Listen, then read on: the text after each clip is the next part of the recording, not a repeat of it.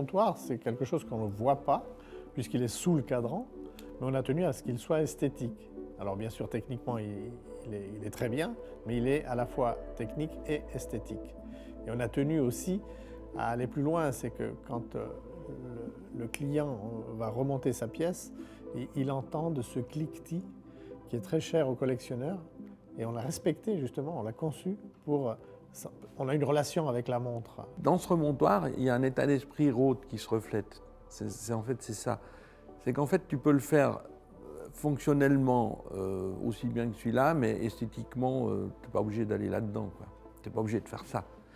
En fait, c'est un état d'esprit. Et donc, c'est pas ce qu'il y a de plus simple. C'est très fonctionnel, ça marche très bien, mais il y a une esthétique.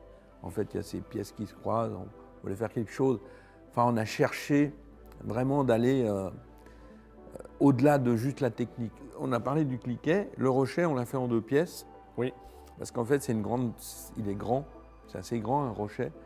Et on voulait essayer d'avoir quelque chose avec 2 terminaisons. Donc on a exploité un peu l'espace. L'horloger, il n'aime pas le vide. Le Rochet était plutôt en contrebas, donc on lui a donné un peu de relief, en dehors des finitions. On lui a donné un peu de relief.